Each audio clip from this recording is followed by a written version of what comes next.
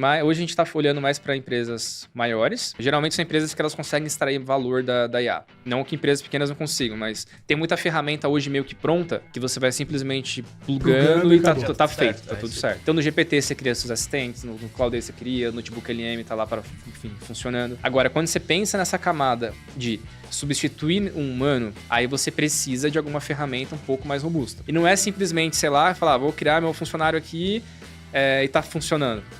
Tem uma complexidade no meio para isso operar bem em produção. Então você precisa de monitoramento, você precisa criar uma base de conhecimento estruturada, você vai precisar fazer gestão de memória. Porque uma coisa é a gente conversando com o Bruno. O Bruno pode vir por e-mail, o Bruno pode vir pelo CRM. Então eu preciso ter um histórico, consolidar quem que é o Bruno, quais foram as iterações dele, para a gente conseguir dar bons inputs. Ou pode ser que não, você quer uma memória para cada contexto. Só que você vai perder um pouco do contexto também da E não necessariamente isso é um problema, é uma questão de característica do projeto. Buenas, seja bem-vindo a mais um podcast da Lentes CNPJ. Primeiro de tudo, muito obrigado por estar aqui para trocar essa ideia de empreendedorismo vida real. E, bicho, o convidado que a gente está aqui na frente hoje, já teve um pré-podcast aqui, a gente trocando ideia nos bastidores. Eu falei, cara, começa a gravar urgente porque tá saindo coisa valiosa. E o podcast vai ser sensacional, o episódio vai ser sensacional. Eu recomendo que vocês fiquem, porque vai falar do que a gente fala e eu gosto de trazer aqui para a internet, que é o empreendedorismo de fato vida real. Um cara que conta os bastidores e vai ser bem interessante. Mas antes de apresentar o convidado, quero falar do meu brother Bruno Bertozzi, co-host aqui do podcast, um baita de um cara que tá agregando pro nosso papo. Tamo junto, mano. Vamos para mais um. Bora. Sucesso. E com vocês, Dan Moraes, nosso convidado. Valeu. Vou contar a trajetória deles no decorrer aqui do podcast junto com ele. Mas como falei, é um cara que já passou por venda de empresas, é um cara que está bem antenado aí no universo de tecnologia, principalmente com inteligência artificial, a gente vai puxar um papo disso também. É um cara que está super integrado com as coisas que acontecem e que muitas vezes me geravam dúvidas. Pô, como isso funciona? E já deu vontade de perguntar tudo aqui pra ele aqui, mas eu falei, calma que eu preciso perguntar isso no ar, porque senão a gente vai perder. Já tive experiência, cara, gravando tantos podcasts assim. Quando eu pergunto uma coisa no off, eu falo, vou perguntar no ar. O cara nunca responde tão bem quanto ele me respondeu no off. E não responde tão bem, você nem lembra a pergunta que você fez. Então você também... o cara responde de maneira orgânica, aí quando ele repete, no ar não vai. Aí eu falo, não responde, depois a gente fala no ar. Muito doido. Aí, Dan, mais uma vez, mano. Valeu. Seja bem-vindo. Vamos pra cima. E, meu caro, vamos lá, vamos começar. O Danzinho, Darleyzinho, cara, veio da onde? Dá um contexto pra gente, tipo, com suas referências, contextualizando até sua vida adulta. Por que você foi pra enveredou pra tecnologia? Até que, porque a gente começou a conversar de você a partir de CTO, mas antes disso, dá um briefing pra gente aí de que rolou. Maravilha. Bom, nasci em Franco da Rocha. Boa. Eu sempre fui muito curioso, sempre gostei muito de cálculos e coisas do tipo. E aí, eu vou pular essa parte... acho que eu devia ter uns 10 anos, meus pais se separaram. E aí minha mãe começou a fazer um curso de administração. E lá ela começou a aprender Excel, começou a ver aquelas fórmulas. E ela chegava em casa, começava a me mostrar. E aí eu comecei a achar aquilo curioso, né? Falei, pô, mas me explica um pouco mais como que isso funciona. E comecei a fazer um curso na época. Moleque, né? Molecão total. Comecei a fazer um curso para entender um pouco mais. Ela me incentivou bastante.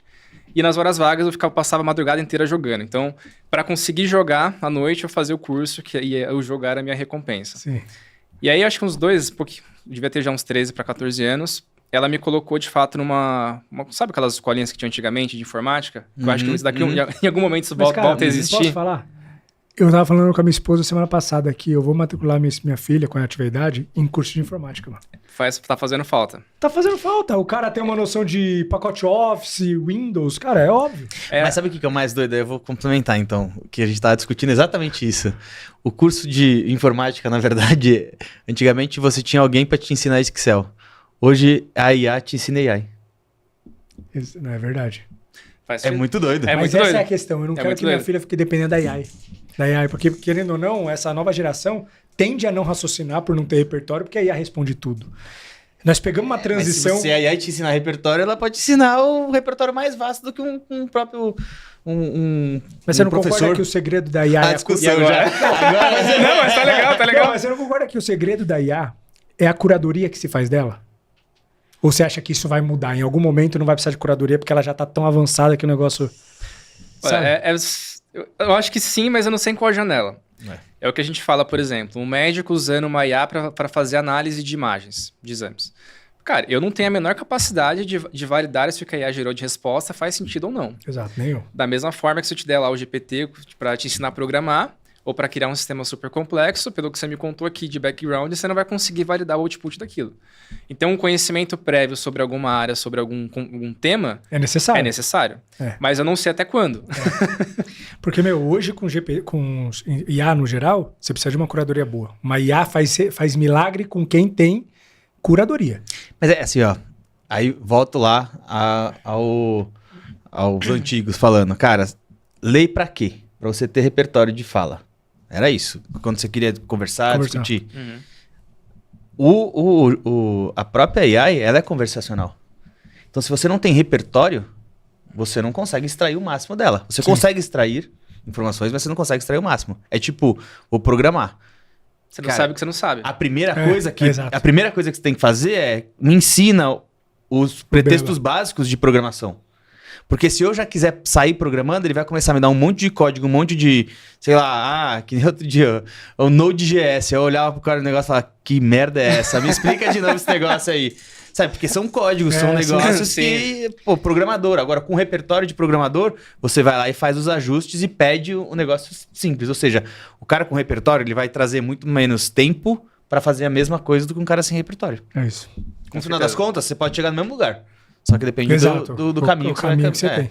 Do tempo. Eu vou dar bora aí, manda... Eu vou dar só um exemplo para vocês. Eu gastei nos últimos 4 meses uns $5.000 de Cursor, que é uma ferramenta de IA para escrever código.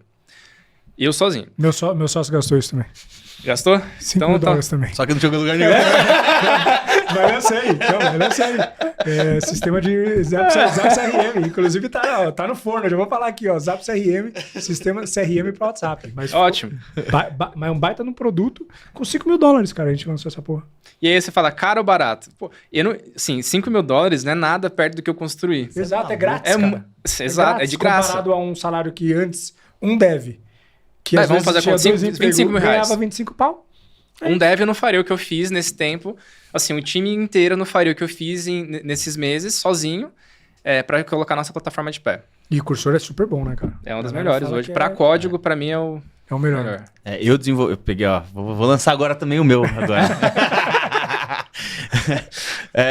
Um estrategista de AI. Muito bom. De AI não, um estrategista de vendas. Com spin selling. Então, na hora que você tá fazendo a call, é como se alguém tivesse te indicando quais as perguntas fazer para você fazer em tempo real. Mas ele escuta a call? Ela não escuta, mas ela transcreve e na transcrição ela adapta para você fazer o seu pitch. Mas é bom o timing assim da coisa? Você tem que dar bebe uma água e vai falando as coisas, mas dá certo. Eu demorei, sei lá, 3 semanas e gastei uns $450. Nossa, e é bom essa ferramenta, hein? E é legal. E vamos agora, vamos lançar agora. Agora eu tô desenvolvendo a segunda camada dela, que é você cria um agente, ou seja, você coloca o banco de dados, e aí esse agente vai pegar o seu pretexto mais o spin selling e te dá o rapport. Aí depois ele te dá num dash lá quanto que você teve de rapport com aquele cliente, quais são os negócios, os indicadores negativos que você tem que melhorar e tal. E se ainda faz um resumo e sobe automático, que é fácil num CRM? Pô. Eu ia perguntar isso. Calma. Vamos. Não, mas o MVP, né? $400. Não, mas é legal. Onde que eu rodava isso? Se essa ferramenta tiver validada já, eu quero pular. Eu uso aqui também. Então já tá validando no Switch. Puta negócio, mano. Puta negócio. Mas, vamos lá. Eu nem lembro a trajetória que a gente tá... E aí você fez um curso. E aí lá com os 13 anos eu entrei numa escola de fato para... Eles tinham um método e aí ensinava pacote Office, aquelas ferramentas que hoje a gente achou que as pessoas iriam saber usar de forma orgânica, mas não é bem assim. Então, Office, Excel, PowerPoint. Aí depois eu fui... Isso no primeiro ano. No segundo eu fui para uma parte de web design, para entender HTML, CSS, JavaScript, que é uma linguagem que a gente usa até hoje para criar sistemas. E foi lá que eu ia para a escola de manhã e eu fazia o curso à tarde. E eu passava a tarde inteira nessa escola, acabava as minhas aulas e eu continuava lá porque eu queria estar perto dos professores, eu queria entender como as coisas funcionavam e o que eles poderiam me trazer de ajuda. E eles acabaram me contratando. Caralho. Então eu entrei lá, sabe aqueles monitores que ficam em sala? Eu ficava lá ajudando as pessoas a mexer o mouse, a clicar, colocar alguma informação dentro de algum sistema. Eu ganhava lá meus R$320. Que era mó grana, né? Quantos anos você tá, cara? Tenho 28. 28. Tenho 28. Que é mó grana, 300 e poucos conto pro moleque. Descontava 50. Não, era ótimo. Não, mas é verdade. É tipo uns 3 mil quase que hoje. Não era Na inflação. Não era mesmo pra tanto, mas era um bom dinheiro. Inflação. Mas o 10 anos mais novo que a gente também. Pô, Não é os nossos 16. Não é pra tanto. É. Né? Mas era, assim, pra época tava ok, pagava as minhas contas. Aí o terceiro ano lá foi um ano de programação. Aí eu aprendi Delphi, aprendi Pascal, que são linguagens que a gente não usa mais hoje em dia. E eu fiquei lá até os meus 18 anos. E lá eu fiz muita coisa. Então sempre que eu via uma oportunidade de criar algum tipo de sistema, eu ia lá e criava para resolver algum problema e para eu conseguir aprender. Que legal, mano. E aí lá eu tirei a minha primeira certificação foi lá. Eu era a única pessoa que não podia tirar porque eu era o mais novo. E eles falaram assim, não, você não tem curso superior, você não está num curso técnico, você não vai poder fazer. Eu falei, deixa eu fazer só o simulado, que era para uma prova especialista em Excel para época. E aí eu fiz, minha nota foi a maior no simulado. Caraca, que da hora. Aí eles deixaram eu tirar as outras, enfim, eu consegui com a maior nota. Essa curiosidade e essa inquietude de um menino veio da onde? Assim, você era provocado ou isso você acha que é meio que inerente da sua personalidade? Cara, eu não sei te falar, não sei te explicar. Eu sempre fui assim. Sempre fui muito curioso, sempre quis entender as coisas. E eu sempre fui muito competitivo. Uhum. Então, quando eles falaram pra mim que eu não podia fazer porque eu era, o menos competente naquele ambiente, eu falei, não, eu vou fazer. Entendi. Então, eu sempre estudei muito. Provoca Exato. demais. E quando eu comecei a trabalhar lá, para você ser um monitor, por mais que tenha uma responsabilidade reduzida, você precisa entender exatamente o que vai acontecer na aula. Exato. Quais são as variações, o que pode dar de errado. Então, eu me preparava muito antes da aula para conseguir chegar lá e... Foi uma escola, foi uma faculdade pra você. Foi, muito. E assim, e lá eu aprendi muito, sou muito grato. E todos os professores Qual lá... o nome da escola? Famosa? Não? Não? Exetec. Nem existe mais. Tinha Exetec? Impacta, tinha informática. É lá de Franco da Rocha, tinha tipo a Microlins. Microlins, nossa. Tinha Deve ser Microlins. mais exato, existe até hoje. franquia. Só que assim, não era tipo que a gente era melhor. Mas, mas lá foi uma verdadeira escola, porque por ser uma estrutura pequena, a gente fazia de tudo. Então, desde dar aula, a gente montava a sala, passava cabo de rede, tudo que você puder imaginar, eu já fiz lá. Caramba, até ajudar em obra, eu já fiz. Que massa. E assim, nunca reclamei. Experiência pra um menino. Sim, com certeza. Ó, tá precisando de ajudante lá na empreiteira. Se precisar, Vamos lá, não tem? põe uma bota de segurança aí e um capacete. As pessoas reclamavam, mas pra mim era válido. Tava Na aprendendo. verdade, a galera que tem mente de crescimento, ela justamente não escolhe trabalho, cara. Qualquer coisa é aprendizado. Com certeza. E aí depois? Enfim, eu fiquei lá, eu fui estudar à noite, passei a trabalhar lá o dia inteiro, aí eu peguei aulas para dar de reposição, então eram 10, 15 pessoas, depois eu sumi dando aula para 30, e era muito louco, eu tinha 17 anos dando aula para pessoa que ia fazer um concurso público. Falando em público, comunicação. Era muito doido. E aí, quando eu fiz 18 anos, eu sempre quis trabalhar com software de fato, então eu saí de lá, comecei minha faculdade, e aí Fez o que de facu? Sistemas da informação. Na verdade, eu não acabei, mas eu comecei em sistemas da informação. O que importa é o que você estava querendo fazer na época. Mas né? assim, eu não recomendo que as pessoas não façam. Me abriu muitas portas. Eu não teria conseguido estágio sem Os a faculdade. acessos, né? Não. E aí eu fiz várias entrevistas, estava já meio desesperado. E uma entrevista era para trabalhar com suporte. Tava na última fase, o pessoal tinha gostado de mim. E aí o cara falou assim, mas me fala um pouco mais sobre as suas ambições, o que você quer. Eu falei, não, eu quero ser programador. Ele falou, mas você sabe que aqui não é vaga para programador. Eu falei, sei, se eu achar uma eu vou sair. minha segunda entrevista. E aí, obviamente, ele não me contratou. E aí, algumas semanas depois... Fui sincero, assim, meio doido. Algumas semanas depois, eu consegui uma entrevista em uma consultoria, de câmera.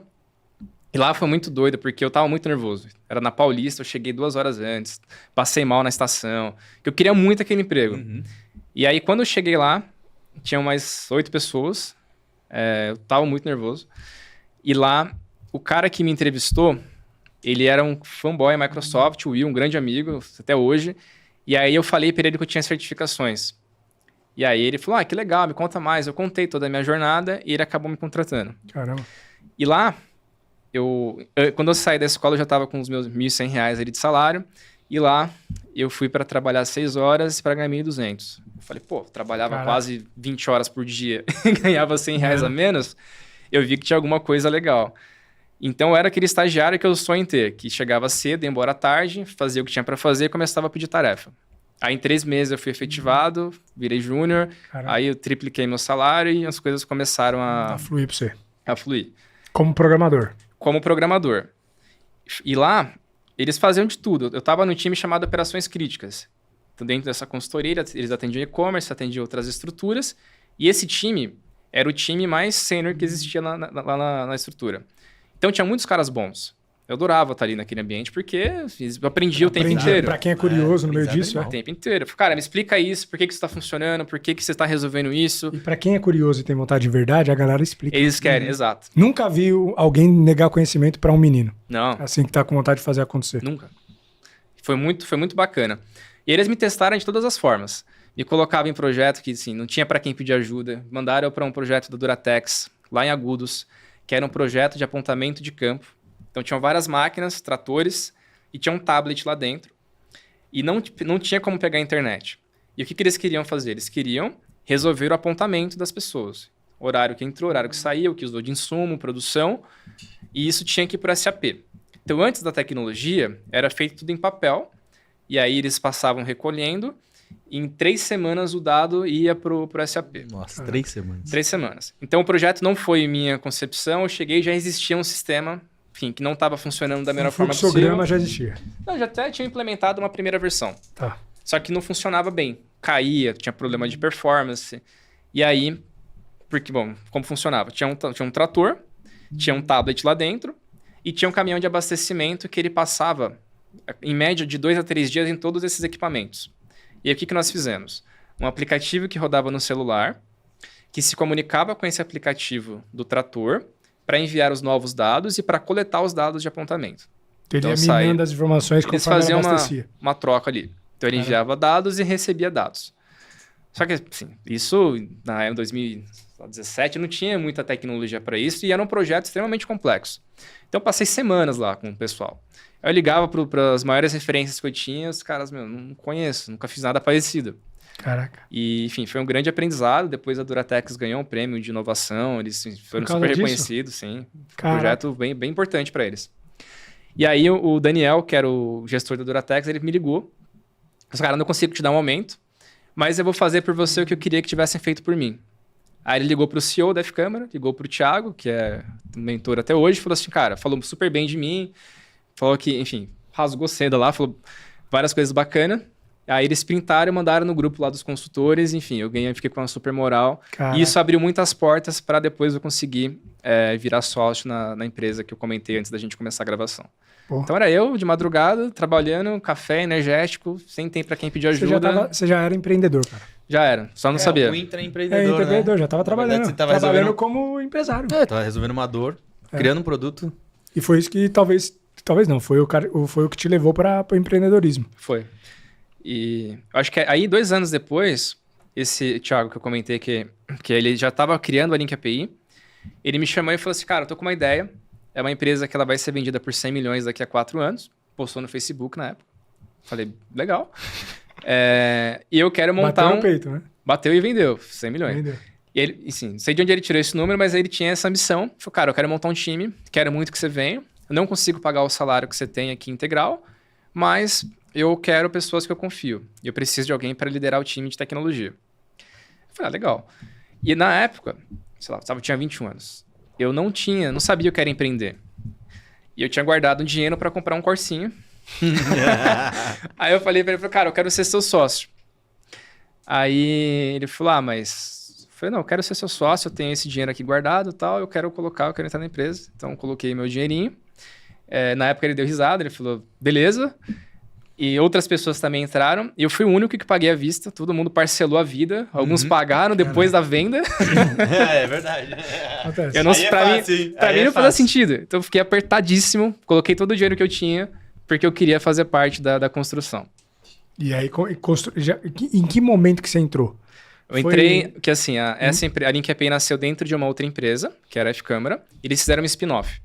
Então, esse meu sócio, Thiago, ele era acionista da F-Câmara, ele acabou assumindo como CEO e trocou as cotas dele, então ele ficou com boa parte da empresa. E aí ele te chama, você entra investindo. Exato, foi nesse momento que eu entrei. Então foi bem no começo, cara. Foi, não, assim, tinha 5 pessoas. Caraca. 5 pessoas. E como que foi esse processo e o que ela fazia? Tá, a Link API era uma plataforma de integrações. Então, hoje existem vários, mas em 17 não existia muita coisa. Então, pegar dado... Não é me estranho esse... A gente era muito forte no mundo de e-commerce. Pegar dado de um lado do ponto A e levar para o ponto B. Então, sistemas que tinham... Pluga, esses tipo outros... Isso. Tá. Tipo isso. Só que a gente era melhor. A gente era bem competitivo. Boa. Eu já vi o logo de vocês, cara. Provavelmente. A gente tava em tudo que era evento, cara. Evento, de VTEX da Sim, vida. VTEX em todos nós estávamos. Tinha gente com a camiseta, com capivara, que era o nosso mascote. Então foi bem bacana. Nossa. Era isso que a LinkAPI fazia. Conectar dados. Porque até hoje a integração é chato, mas existem várias formas para resolver. E criar integrações no passado demandava de uma estrutura super robusta, subsistemas, pensar em monitoramento, alertas. A nossa ideia era simplificar essa jornada focando em pessoas técnicas. Então, deve ir lá criar a integração. Tinha um SDK, que é um conjunto de ferramentas que aceleram a construção. Então, por exemplo, além dele colocar 100 linhas de código, ele resolvia com uma linha. Caraca. Então, a gente ia abstraindo várias complexidades para criar integrações. Quando você fala integração, dá um exemplo para quem não está muito antenado. Boa. De duas ferramentas famosas. Vai, uma VTEX e mais alguma coisa, sei lá. Um exemplo simples. Ó. Chegou um e-mail lá de uma venda, eu quero pegar os dados do e-mail e colocar no CRM. Isso é uma integração. Caiu um lead dentro do Instagram, alguém mandou a mensagem, eu preciso criar esse lead lá no CRM para alguém começar uma comunicação com ele.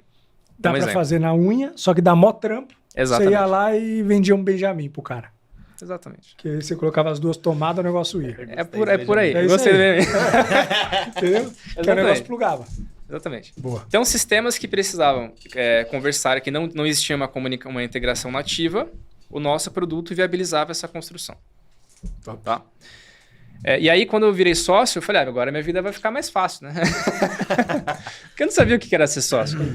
E aí eu fui para a primeira reunião estratégica, putz, a galera discutindo, enfim, termos, sei lá, MRR, CAC, LTV. Eu falei, cara, em que momento a gente vai falar da arquitetura, né? Em que momento que a gente vai falar do código?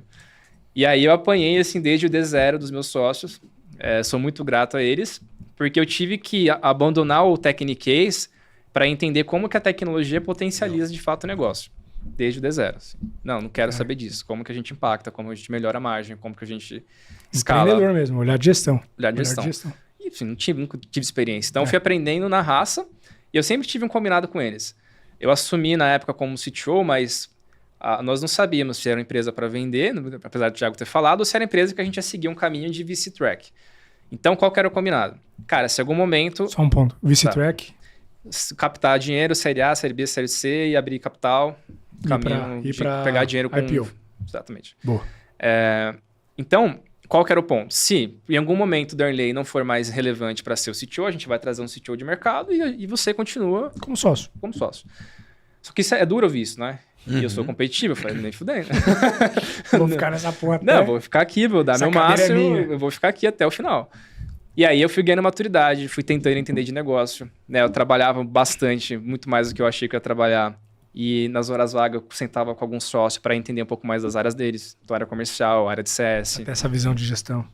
Exato. Foi isso que me segurou e deixou lá até o final. Enfim, aí Quanto tempo durou a jornada? 3 anos e meio até a venda. Pô, foi rápido. Nossa. Rápido Delícia, hein? pra caralho. Foi rápido, assim, a gente começou a atender clientes muito grandes. Falei Samsung, de PES, Colgate, volumes bem expressivos. Sim. Então, do dia para a noite, por exemplo, a Samsung virou o e-commerce de 10 países, começou a pipocar a integração lá na plataforma, não sabia o que estava acontecendo, se era ataque ou não. A gente começou a olhar os logs, eles colocaram várias integrações. Os caras vieram via SaaS, não foi via um atendimento corporativo? Tinham tudo lá. Sim. Então, tinha eles usando a plataforma, tinha o meu time usando a plataforma para construir as integrações, tinha a minha plataforma rodando na infraestrutura deles, até de tudo. Era o meu maior cliente. Mas foi bem bacana essa carteira de clientes deu poder para a marca. Com certeza. E vocês também eram fortes. Eu vendo o logo aqui, reconheço, nunca interagi, mas eu reconheço esse brand que vocês criaram. Em marketing também vocês eram fortes. Sim. Eu tava tudo até... Devo ter brinde de vocês na minha casa. Tinha tudo. Tinha uma camiseta, tinha uma capivara, que era o nosso mascote. Tinha assim, tudo que você puder imaginar. Vocês anteciparam a pegada da capivara, que hoje tá na moda a capivara. Né? A ideia da capivara... Vocês que lançaram a capivara pro mundo. A Link API era... A gente pegava o Link API, a gente acabou formatando como CAP no final. E aí, criamos o mascote da Capivara, porque a Capivara é amigo de todo mundo, a Link API é amiga de todos os sistemas, então fez sentido como, enfim, integrador ali. E essa venda como que foi? Foi Boa. assim, vocês já estavam querendo vender, foi uma pessoa, uma empresa que veio demandar isso de vocês, vocês já estavam oferecendo a mercado, porque eu sei que teve no meio aí uma empresa de varejo querendo comprar vocês, né? Mas essa foi depois. Ah, foi depois? Foi depois. Boa, então beleza. O que aconteceu foi o seguinte, um cliente nosso, ele chegou no meu sócio, falou, o produto virou core, não consigo mais desplugar, então eu quero vocês aqui dentro. E a gente não pensava em vender, e foi um pouquinho antes de começar a pandemia. E aí a gente avançou com algumas conversas, não era o momento, a gente falou, cara, não faz sentido. Caraca. E aí no ano seguinte, começou a pandemia, que foi em 2020. Começando um pouquinho antes da pandemia, na verdade, começou as conversas, e a gente entendeu que uma venda poderia fazer sentido. Então a gente começou a desenhar, ou pegar um série A, ou fazer um exit. E qual foi a conta? Quanto de dinheiro a gente vai ganhar daqui a X anos versus a liquidez que a gente pode ter agora? É valor presente. É valor presente. E assim, modéstia, cara, integração é chato. Não é legal você fazer integrações. Os problemas são os mesmos. A gente já estava numa fase de começar a olhar para outras iniciativas. Então a gente começou a olhar para a inteligência artificial. A gente começou a olhar para os dados das integrações para conseguir gerar insights. Então a gente já estava saindo um pouco de somente integrar sistemas, mas gerar inteligência através dos dados. E aí a gente elencou um sócio, ele ficou focado nisso. Contratamos uma boutique de M&A e ela começou a conectar a gente com alguns players. Boa. Então a gente conversou com empresas de fora, tipo Slack, varejistas aqui do Brasil. Deixa eu te fazer uma pergunta sobre boutique de M&A. Tá claro. Funciona, cara? Funciona. Né? Funciona. Porque claro, pra gente funcionou. Não, mas porque uma experiência que você teve de você colocar a tua empresa na vitrine. Sabe? Numa boutique de M&A, você ser ativo. Quero ir para mercado, quero vender meu negócio. Porque é um processo muito complexo. A gente está agora conversando com alguns fundos, estudando uma captação para o próximo ano. Então, conversar com fundo dá muito trabalho. Você tem que ir lá, relacionamento, você tem que mandar reporte, aí tem... Assim, é complexo. O processo de venda ele é 1000 vezes pior. E aí, para fazer uma diligência, por exemplo, nessa empresa que tentou comprar a gente inicialmente... A de varejo, não? Não, outra. Essa, a primeira, que era um cliente, a gente avançou, tiveram algumas conversas. E a gente viu o quanto era chato. E não necessariamente chato, mas é trabalhoso. E falam porque você tira um executivo de uma função, um executivo de uma função, e ele fica focado no processo de venda. Então, algumas coisas caem. Então, o combinado que não foi... pode cair. Não. Estava num momento super de crescimento e não fazia sentido. Então, a gente contratou essa boutique para conversar com empresas que poderiam ter sinergia com o nosso business. Então, a gente começou a conversar com vários. Alguns legais, outros nem tanto. E aí começa... Depois que a gente entende que existe sinergia, a primeira conversa foi boa, a segunda foi legal, e a gente entra numa diligência técnica, por exemplo, aí começa uma jornada super solitária, foi para mim, porque de um lado tinha meu sócio olhando para números financeiros, vendas, e de um outro lado tinha eu olhando para tecnologia. Então esse varejista que eu comentei, a gente sentou para simular 50% de aumento no volume da Black Friday deles do ano anterior, para entender se o nosso produto ia suportar a operação deles. E não suportava. Então a gente teve que fazer várias adaptações para conseguir falar assim, olha, estamos aqui e para a gente conseguir colocar o produto para funcionar, precisam dessas adaptações. Só que até chegar nisso, foram muitas madrugadas, assim. Muita coisa aconteceu. E para chegar em uma reunião e eles falarem assim, mas eles mandaram a proposta super ruim, e aí eles falaram, não, mas nós somos X. Tá, a gente não tá vendo. Queria se vender pelo nome dele. Não faz sentido nenhum. E a gente acabou abortando. E era na pandemia, então a plataforma de integração cresceu muito, porque todo mundo começou a olhar... Todo mundo voltou para o e-commerce. E-commerce, eficiência operacional. Eficiência operacional está muito ligada a automações. Então nós tivemos um crescimento muito grande nessa época. E aí apareceu a Semantics. A primeira reunião com eles foi muito ruim. Pô, não faz sentido, a gente achou um pessoal muito vendedor e tal. Aí fomos para a segunda, a gente começou a entender que fazia muito sentido. Eles eram a maior referência na época dentro do universo de dados. E nós vimos sinergia. Vocês minavam dados e eles tratavam. Exatamente. Assim, eu tinha um match perfeito. E outro... Tinha, total. Então, com eles foi também uma jornada super... Eles não tinham nenhum braço de mineração de dados. Eles tinham usando algumas ferramentas open source, mas não existia ainda uma tecnologia proprietária para isso.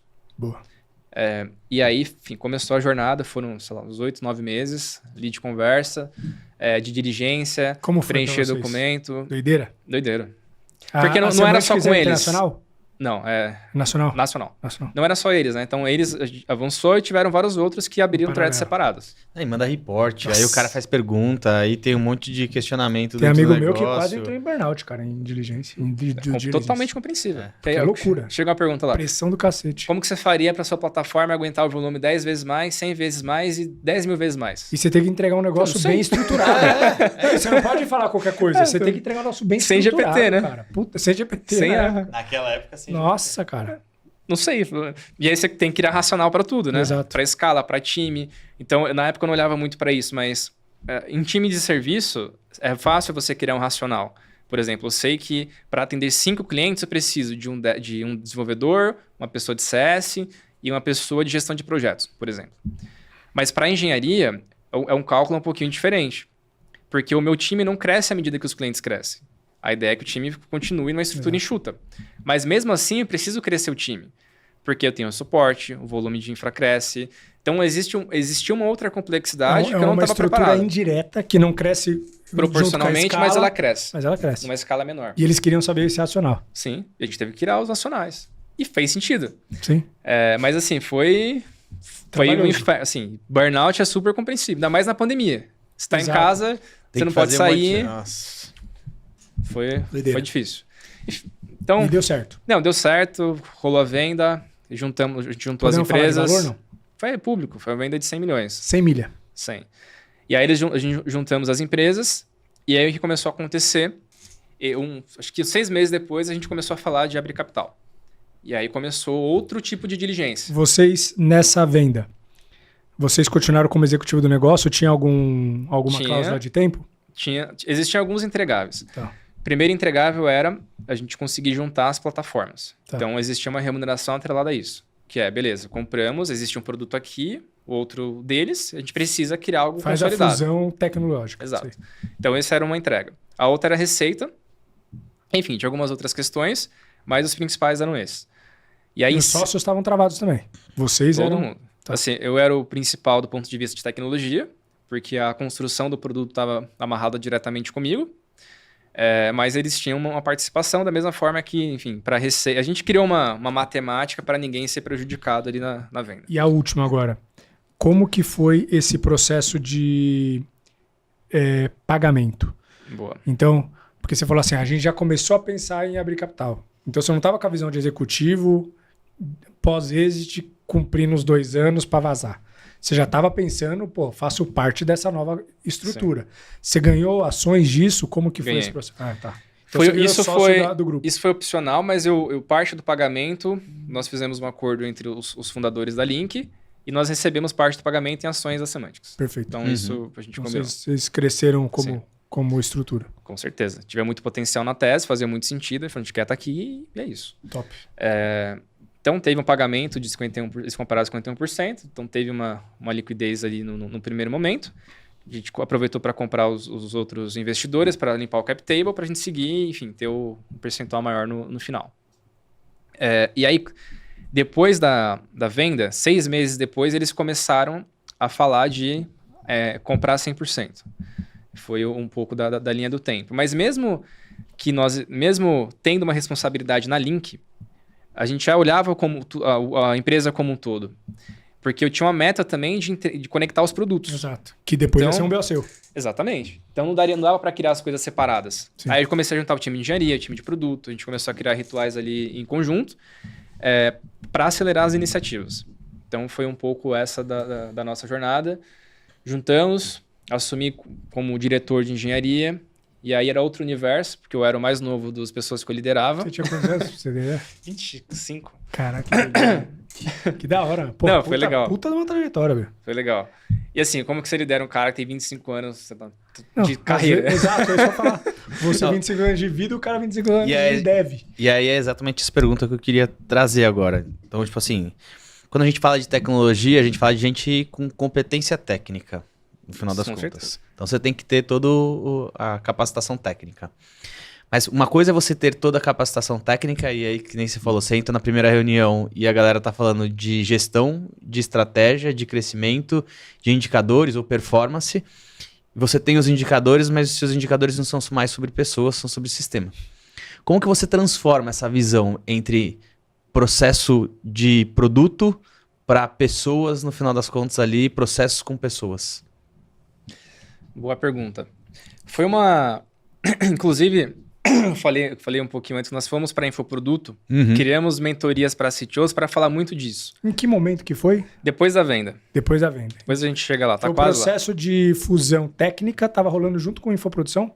Não, o Infoproduto é uma iniciativa minha, depois da venda parte. saí da operação e nasceu isso. Tá bom. Para falar justamente disso. Como que a gente usa a tecnologia como acelerador estratégico. Que ainda mais hoje, é muito fácil você criar um produto e criar várias funcionalidades. É muito rápido.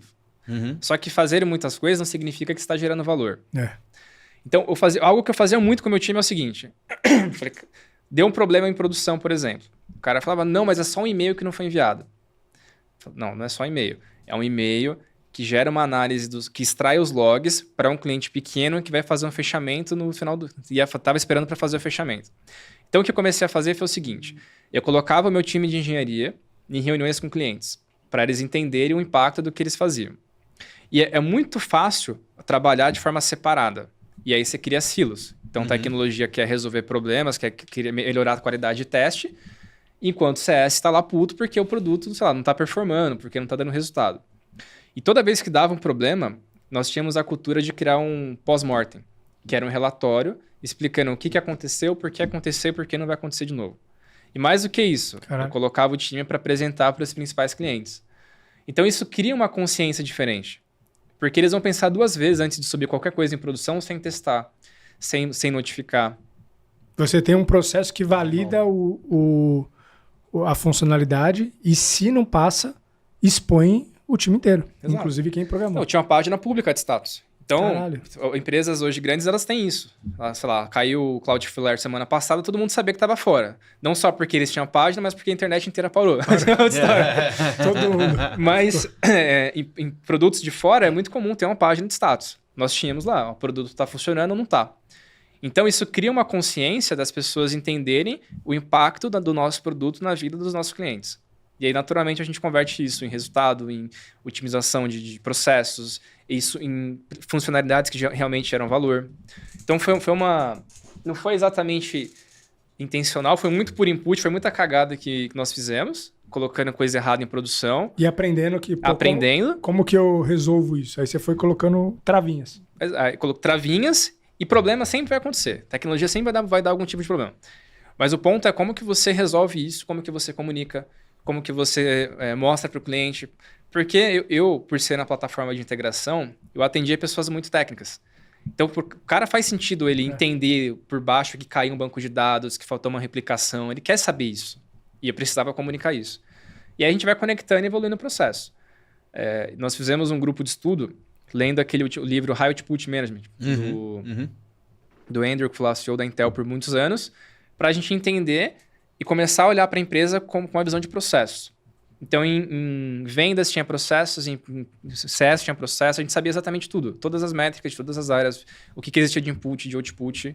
E a gente era meio que fascinado nisso. Isso foi algo que meu sócio puxou. E toda semana a gente tinha uma reunião para validar o output dos playbooks. E não é assim, o que é o processo? Não, como olhar indicadores. E aí, naturalmente, eu repassava isso para o time foi ganhando maturidade e a gente foi indo para o nível de não é engenharia ou CS, está tudo junto. Sim, tudo porque, enfim, tem que tirar resultado. E faz todo sentido, porque é a mesma guerra entre marketing e vendas. Né? Exatamente. É a mesma guerra que todo mundo fala. Que na verdade é uma coisa só, cara. Você sabe que market é mercado. Então. Como a gente vai ao mercado. Marketing, com ING, é a forma estratégica de como vende o produto. Vender. Deveria ser a mesma coisa. No Mas final eles estão queria integrados. essa regra. Eles É igual estão... você, com tecnologia e CS. Cara, tem tudo a ver. Total. Ambos, mas aí... Tem que estar junto. Mas os times, eles se separam. Não, eles se separam e tem que ter lideranças diferentes. Porque quando não tem, é muito fácil você passar pano. Conflito de interesse, Mas é foda justamente pela própria dinâmica, que se precisa não ter conflito, então se divide, aí o desafio passa a ser a integração dos times, que é o que você falou. Legal pra caramba. E você criou isso vivendo o dia a dia. Vivendo o dia a dia, escutando muito os meus sócios. A maioria deles já tinha empreendido, então isso foi muito bacana. Legal. E eu sempre gostei muito de aprender com as pessoas. Sempre fui curioso, eu falei, cara, eu quero fazer do jeito certo. Eu sempre fui muito tímido, então não gostava de passar vergonha. Então, se o produto caiu, era eu passando vergonha com o meu cliente. Eu falei, eu não quero fazer que isso aconteça de novo. Então, como que eu melhoro isso? Como que isso vira um processo? E como que a gente, de fato, dá um próximo passo? Então, os problemas não podiam acontecer mais de uma vez. Era um pouco do nosso modelo mental naquela época. E depois, aí, como que desse momento para hoje, teve lá... Aí eu queria entender em que momento a varejista tentou entrar, em que momento o infoproduto entrou nisso. Tá. Dá um overview pra gente dessa... Você chegou a sair dessa empresa, fez exit dela também, ou tá nela até hoje? Dá um overview.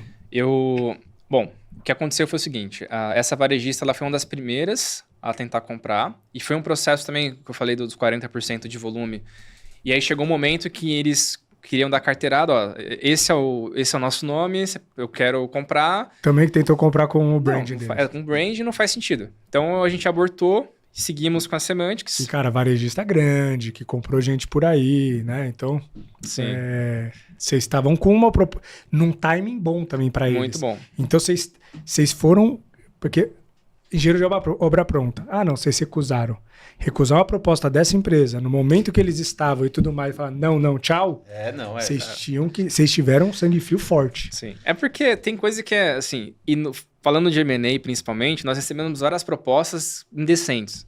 Você vai ter um salário bizarro, você vai ganhar tudo em ações, mas no fim do dia não tinha sinergia. E vender por vender não fazia sentido. Era jogar não, tudo por todo mundo tava com muito gás, embora eu falei um pouco que integração não é algo mais gostoso de se fazer. Mas a gente tava com muito fôlego ainda para seguir mais um tempo. Não precisava daquilo. Tava de boa. Quem foi? Teve um cabeça maduro, assim, da sociedade, sabe? O sênior que apontava as direções, ou isso era em consenso de vocês? Tinha o Thiago, ele... Enfim, a gente tem uma relação muito próxima até hoje. Sempre foi meu mentor, ele que me contratou... Me contratou foi o Will, que é esse cara que eu comentei, mas eu respondia pro Thiago. E desde o começo nós tivemos uma relação. Então ele foi me testando várias vezes. Me mandou lá para Goods na Duratex, me colocou em projetos super robustos. E foi com ele que eu conversei quando eu quis virar sócio. Então ele tinha um cara muito, muito inteligente, muito fora da curva. E aí ele era exato. E ele é um cara técnico, por isso que a gente sempre se deu muito bem. Boa. Então ele não gostava de vender, por exemplo, não gostava de aparecer naquela época. Então a gente estava muito próximo ali com o produto, discutindo temas de engenharia, de arquitetura, só que chegou um momento que ele não dava mais. Então ele teve que focar muito mais na parte de venda da empresa. E foi nesse momento que eu também precisei olhar para a diligência, para arrumar casa, para criar os processos, para a gente conseguir conversar com esses players. Trabalha a 4 mãos isso aí. Foi muito a 4 mãos. Pô, aí vocês recusaram a varejista. Eu fui morar perto da casa dele, na época, sócio, não tinha um salário alto, Sim. Eu ficava quase que zerado porque eu queria morar perto da casa dele. Caramba. Porque eu voltava com ele de carona todo dia, tinha uma mentoria, ia conversando com ele, pandemia... Você é ligeiro. Ficava zerado, não sobrava quase nada, assim, no final do mês, mas, enfim, eu tinha na minha cabeça tinha o seguinte, se eu tiver que recomeçar, que seja até os 25 anos. Eu não sei de onde tirei esse número. Não, mas você teve uma sacada surreal, que é favorecer a idade, porque você tem energia pra cacete, e o lucro primeiro que vem forte e que faz a diferença na vida é lucro intelectual. Sim. É o primeiro lucro você pode que vem. Carregar, né? E é o que a galera muitas vezes desmerece. 5 anos empreendendo não ganha dinheiro. Bicho, quem era você 5 anos atrás? Quem é você hoje? Normalmente o empreendedor, ele começa com lucro intelectual, para depois ter lucro financeiro. Eu pensava muito nisso. Eu não imaginei que eu ia ganhar o dinheiro que eu ganhei com 24 anos. Exato. Aí fiz besteira, por causa até disso, 2 Rolex, comprei um monte. Por quê? Não tinha maturidade. Mas o Rolex pelo menos valorizou. Valorizou. Deu bom. Valorizou. E aí você... Então ele foi essa direção. E você tá nessa empresa até hoje? Como que foi esse processo? Fiquei lá por 2 anos, até a gente conseguir juntar as coisas. Esse era o nosso combinado com eles. Aí saímos, eu saí, outros só saíram, cada um seguiu meio que sua vida. E aí, alguns meses depois, nós criamos o que nós chamamos de FTL, que é a nossa empresa, que nasceu com algumas mentorias para CTOs, justamente por isso. Porque eu nunca tive para quem pedir ajuda, né? É difícil você sair de uma cadeira técnica e conversar de estratégia, e aconteceu isso muito rápido comigo. Sim. Então, a gente queria, de alguma forma, criar um ecossistema para ajudar as pessoas. Na época, estava começando a ficar forte esse negócio de infoproduto.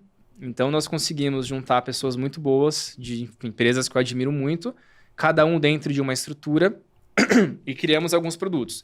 Então, tinha mentoria para CTOs, para Tech Leads, que é a pessoa sênior que acabou de assumir uma posição de liderança. Tinha para CPOs, que é o diretor de produto. A gente criou várias outras massa. formações paralelas. Vocês vendiam direto por profissional, Sim. no B2C, ou no B2B para... B2C, inicialmente era B2C. Tá. Mas o que acontecia era, o CTO do Bruno falou, Bruno, eu quero fazer essa formação aqui. Aí o cara comprava e pedia reembolso pro Bruno. Isso era muito comum. Ou o Bruno conhecia... Às vezes não era o bolso. É. Não era o bolso do Não, CPF, exato. mas... Ou pagava metade, tinha Sim, muita sim, coisa. sim. E aí depois começou a acontecer o seguinte, Tech Leads. Empresa grande, tinha lá 20 Tech Leads, eles compravam 20 cadeiras, mas a entrega era B2C. Tá? Então não era uma turma fechada. A gente não tinha isso no começo. Você vai comprar 20 cadeiras, você vai entrar as suas 20 pessoas no Zoom com vários Mas era uma outros. entrega única, era tipo um curso, uma 10 capacitação. encontros, 2 horas cada encontro, e depois, na mentoria CTOs, nós fazíamos um encontro presencial. Era um churrasco, na época, na casa do meu sócio, um domingo, para falar, enfim, para fazer um fechamento. Era isso. Que massa. Legal. Foi bem Que bacana. massa. Aí a gente foi mudando, a gente foi profissionalizando, parou de ser um churrasco na casa, criamos uma estrutura de evento, e foi indo. Isso rodou por 2 anos e meio. Então, a gente formou mais de 5 mil pessoas. Caraca. No meio do caminho, a gente abriu um braço B2B. Você tava com o cara da F-Câmara ainda? Ele começou com a gente, isso também é público, ele teve um problema, teve depressão. Puta. E aí, a gente conversou muito com ele, falou, Thiago, tivemos uma jornada muito bacana, e aí entendemos que faria sentido ele sair da operação, então a gente comprou a participação dele, mas ele continuou, enfim, nos apoiando, e é um cara incrível, a gente tem uma relação muito boa. Recuperou da depressão? Oi? Recuperou? Total. Agora a vida dele é Iron Man. É mesmo? Que massa. O esporte era disso aí. Total. Ele sempre fez esporte, ele foi lutador, então Caramba. ele acabou voltando pro esporte. Então, quando a gente comprou ele, a participação dele, a gente começou a olhar para a estrutura e começamos a montar um pool um pouco maior de mentores. E foi aí que as coisas começaram a andar... Não que antes não estava dando certo. Estava dando certo, mas a gente começou a criar novas formações. Então, foi... Novas linhas de receita. Novas linhas de receita. Foi aí que a gente começou a olhar um pouco mais para o B2B. Então, foi um momento bem importante para a gente. E no meio disso tudo, saiu o GPT... Cara, 3, e a minha operação era 100% automatizada, tudo que dava para automatizar, eu automatizava. Tinha uns devs que vieram, que acabei contratando. você já veio com essa visão de tecnologia? Já, total. Então, não tinha por que não ter automação. Vendi uma empresa de integrações, o mínimo era a minha empresa ser automatizada. Então, nasceu o GPT-3, a gente começou a estudar muito sobre isso, criamos os nossos primeiros agentes lá com o GPT, e aí tinham várias limitações. Alucinava, dava um monte de problema. Tem algo chamado janela de contexto, que são quantas informações o modelo consegue ter na memória sem alucinar. Era pouco. Então, a gente começou a criar várias estratégias e eu comecei a falar disso nas mentorias. E aí nasceu uma mentoria de IA for Devs.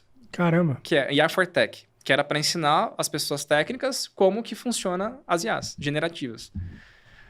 E disso, nasceu o nosso braço de serviço, que era um braço que... Então, vamos lá, pulei uma parte, mas a gente seguiu nas capacitações B2C. Depois a gente começou a olhar para B2B, inicialmente com as formações de liderança. E aí nós criamos algumas de IA. Porque a IA era uma aula dentro de uma mentoria. Entendi. A gente falou, cara, vamos Aí criar uma você fez mentoria de IA. spin-off lá e trouxe ela para um produto inteiro. Exatamente. Então hoje eu não faço mais nada de B2C. O que eu tenho de B2B é capacitação para falar de IA dentro das empresas, seja com times técnicos ou para times de negócio. Então é um pouco do que a gente começou a fazer. E aí, enfim, quando você capacita, naturalmente surge uma demanda de ajudar na criação. Então, olha, você não quer criar aqui um agente para mim? De vendas, de marketing? Porque nas aulas eu falo de cases, a gente apresenta resultados. É. E nasceu de O curso e forma a bem mentoria orgânica. abre precedente para a esteira da consultoria. Totalmente. Então, no finalzinho do ano passado, nós começamos a colocar o pé em serviço. Mas não ainda com... A gente sabia que ia nascer um produto, mas a gente não sabia o quê. Cara, uma coisa é eu criar um agente para minha operação. Outra coisa é eu criar para atender os meus clientes. Um SaaS geralzão que atende geral. Difícil. Exato. Então, fizemos Num vários... momento com fomo gigantesco. Todo mundo falando Total. tudo. Que também a IA, ela trouxe isso, né? Tudo ficou acessível e o que eu abraço? Na verdade, Onde eu foco? é aquilo que a gente já até discutiu sobre isso, cursos de AI, né?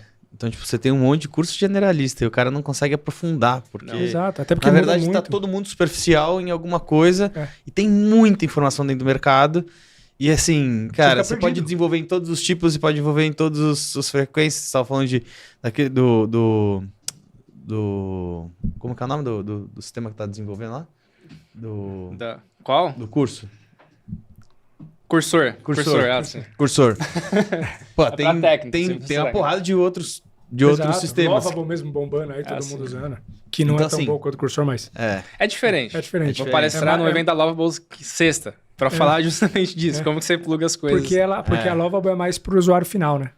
Sim. Mais focado. Depois a gente pode falar disso, da construção. Legal. Não, mas então, acho que é isso. Então tem muita coisa superficial, tem muita coisa que ninguém consegue aprofundar de fato.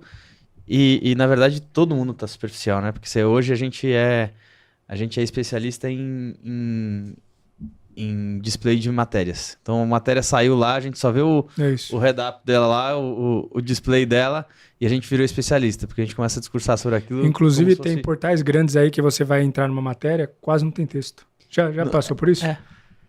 O cara tá produzindo praticamente manchete. É isso, só manchete. Você clica e fala... Que é o que importa pra galera. importa. Aí As pessoas você só leem entra, isso. Você entra, tem 2 estrofes, cara. A porra da Mas da é porque matéria. é isso, a gente Você tá fala, muito "Caralho". generalista. Na verdade, a gente é especialista de ser generalista. Pra você ver como a própria indústria entrega o que o público quer, cara.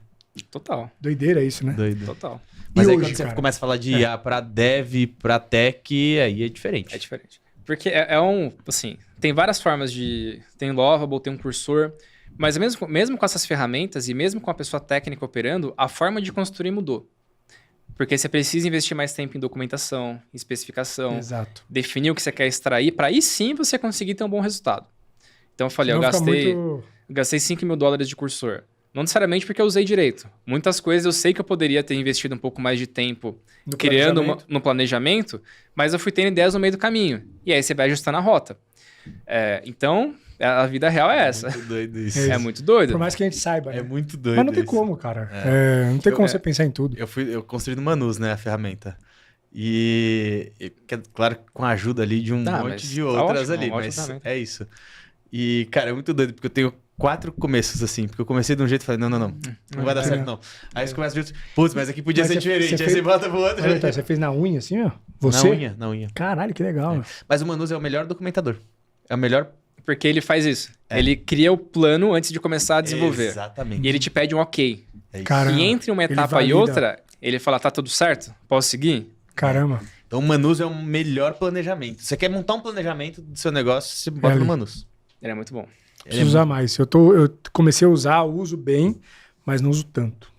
É que no final do dia, depende muito do que você quer resolver. É. Tem várias ferramentas legais. E aí, o que a galera começa a fazer é, você fica pingando de uma ferramenta para outra. Eu uso o GPT e o Claude, assim, como mesmo? ferramentas. É isso, é o que eu uso. Tem ferramentas que eu acho mais legal do que funcional. É mais legal você mostrar do que necessariamente usar.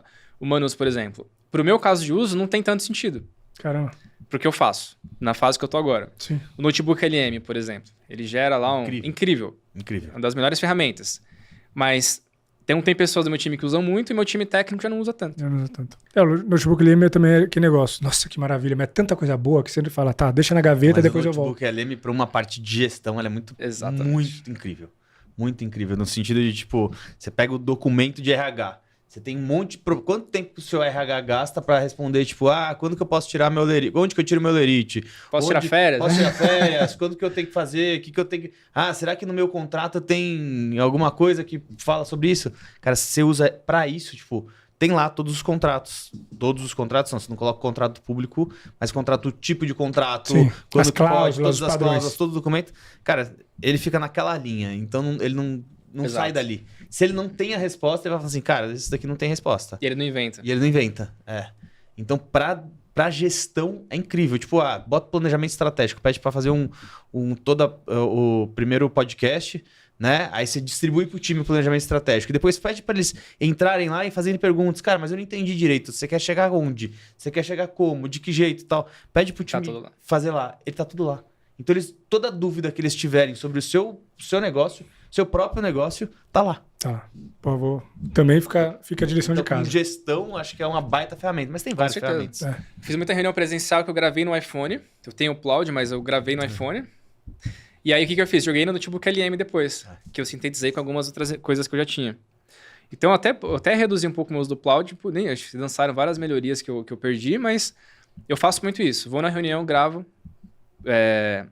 dependendo do conteúdo, gravo, coloco no notebook LM e crio um mapa mental para conseguir estudar.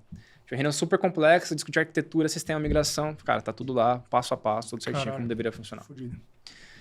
E hoje, meu, como que tá? Boa. Então, hoje... A gente acabou criando a pivotada, né? A gente mudou, começou com o serviço, e aí nós começamos a entender que existiam vários problemas dentro do Enterprise para colocar um agente em produção. Porque criar um agente pessoal é muito simples. Agora, um agente que vai representar sua marca, que vai atender seu cliente, que vai estar conectado no WhatsApp ali no nome da sua companhia, tem muitas complexidades. Então, nós criamos a Runflow, que é uma plataforma para você criar e operar seu agente em produção. Então, é um pouco do nosso racional. Mas ele é personalizável? Então, ele dá para a pessoa uma ferramenta que faz o B2B, a empresa, criar ela mesma? Boa. Ou não? Você vai lá e cria, você entrega o Tem os produto dois pronto. formatos. Então, tem clientes hoje que operam sozinho por conta, mas empresas grandes, geralmente, eles precisam de ajuda para estruturar os processos. Não só empresas grandes, enfim, empresas de forma geral. Então, é sentar lá com as áreas, entender os processos, entender onde faz sentido ter IA. E aí a gente monta um plano e faz a implementação dentro da ferramenta. Se é um cliente que ele já tem maturidade, que as coisas já estão bem estruturadas, ele cria lá por conta. É self, não depende do meu time. Embora exista um braço de implementação para ajudar. Você foca mais em PME ou maiores? Tem de tudo. Tem, mas assim, hoje a gente está olhando mais para empresas maiores, porque geralmente são empresas que elas conseguem extrair valor da IA. Não que empresas pequenas não consigam, mas tem muita ferramenta hoje meio que pronta que você vai simplesmente plugando e tá feito, tá tudo certo.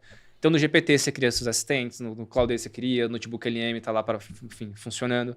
Agora, quando você pensa nessa camada de substituir um humano, né, dentro de alguma atividade, aí você precisa de alguma ferramenta um pouco mais robusta. O Bruno até fez uma formação no passado, a gente trocou algumas figurinhas, e não é simplesmente, sei lá, falar, vou criar meu funcionário aqui e tá funcionando. Tem uma complexidade no meio para isso operar bem em produção.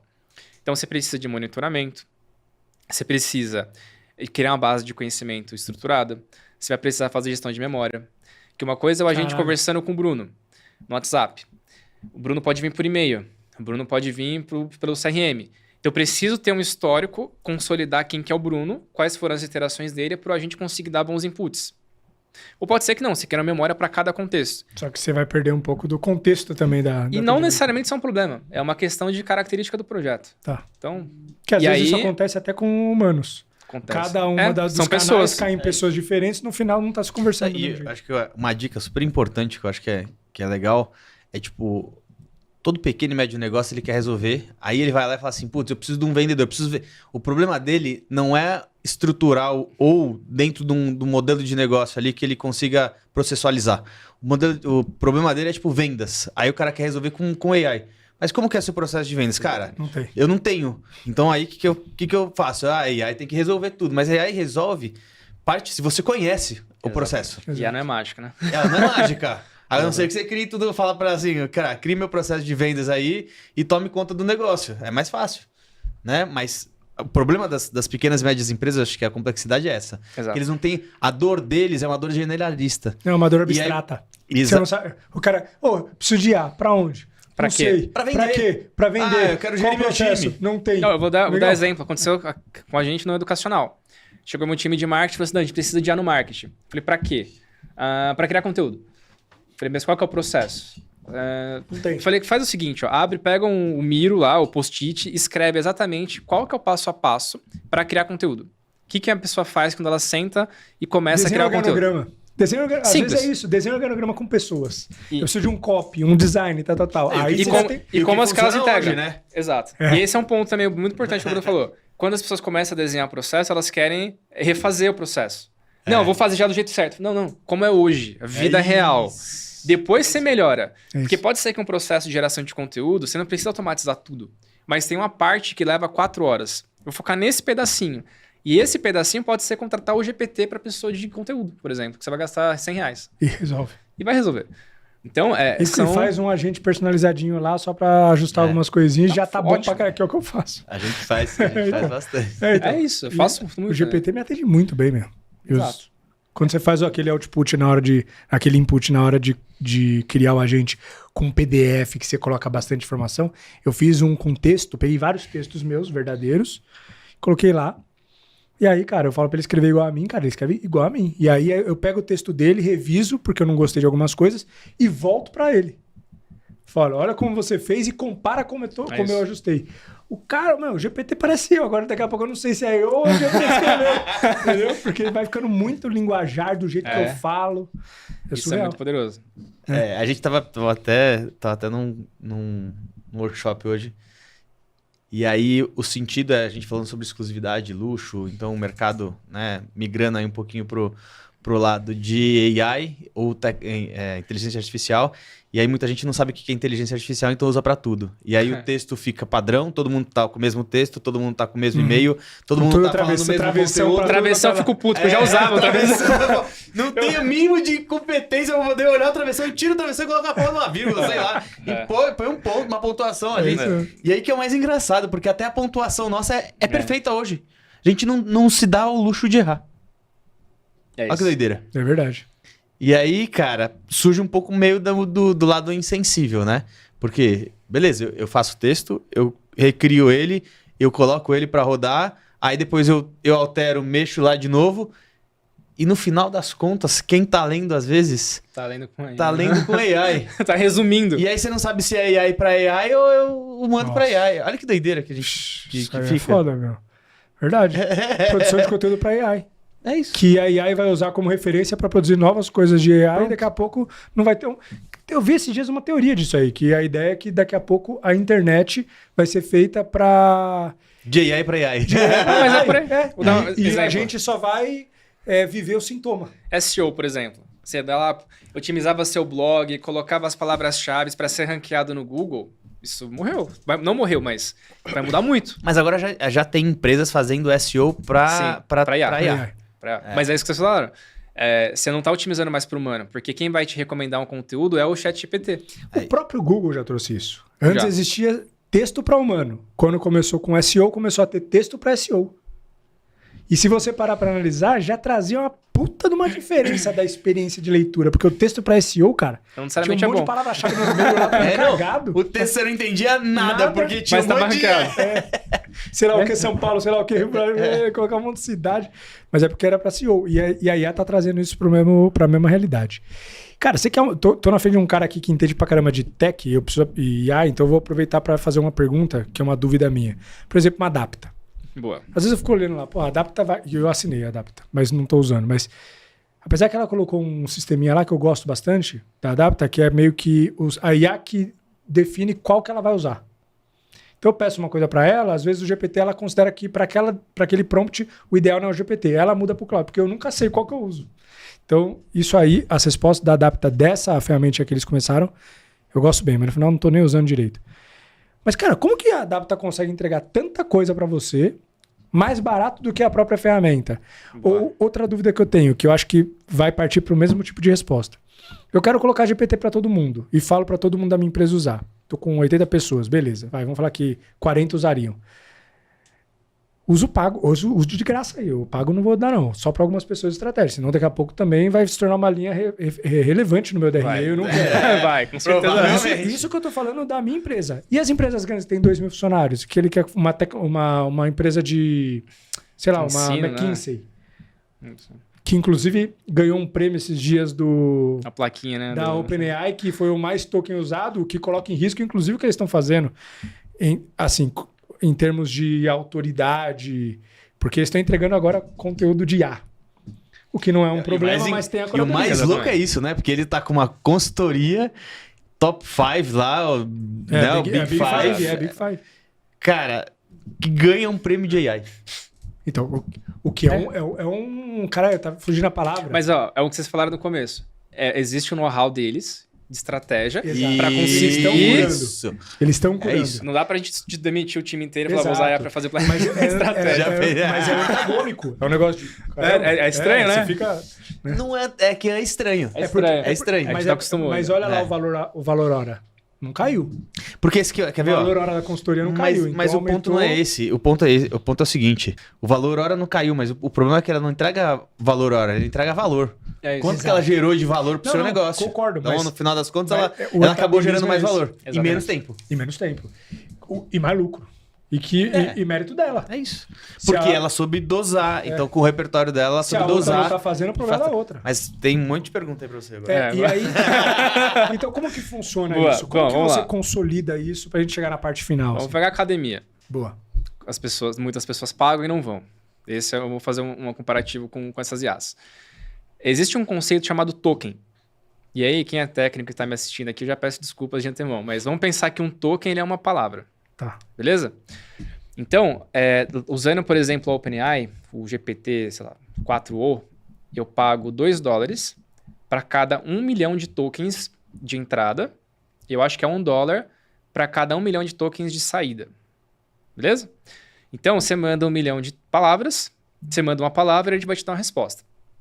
E aí, quando você usa IA no dia a dia, pode ser que você mande coisas maiores e ela vai te dar uma resposta super pequena. Que é, manda um artigo gigantesco e fala, ó, resume para mim. Ou pode ser que você mande um input pequeno e fala, ó, faça uma pesquisa no site A, B e C. Então, isso vai gerando, no final do dia, uma conta para te cobrar por tokens. É assim que funciona. Tá. Então, e aí imagina, 1 milhão de palavras é muita coisa. Então, talvez o custo para essa empresa, tipo um Adapta e outros players parecidos, é muito baixo. Porque vai ter a pessoa que usa muito e vai ter a pessoa que paga e não usa, que é o seu Que é o caso. meu caso. Que é o cara da academia. É o cara da academia. Entendi. Então, essa é a analogia perfeita. Porque eles pagam por token, e aí todas essas empresas, eles colocam travas. O próprio GPT tem trava. Então, vai chegar um momento que ele vai falar o seguinte, olha, você é pobre, você precisa pagar o plano de $200 porque você atingiu o limite, acabou, vai te bloquear. A Adapta e outros players também fazem algo muito parecido. Então, eles fazem um racional. Quantos tokens o Darnley vai usar? Quanto que eu vou cobrar? E qual que vai ser a minha margem? Entendi. Esse é o racional. Basicamente, plano de telefonia. Minutos. Tipo, se parar para analisar, é isso. Minutos. Por exemplo, lá na empresa, eu pago lá, eu tenho quantas linhas? Nem sei quantas, uma porrada.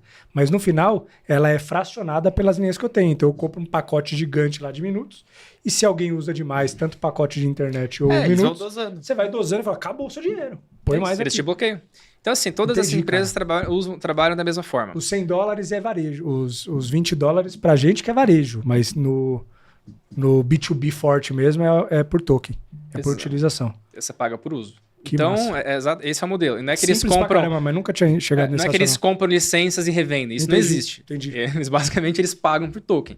E aí pode ser que exista uma negociação por volume com o provider, tipo OpenAI, Claro. Microsoft, e aí você tem algum desconto, você tem algum tipo de incentivo. Esse é o modelo.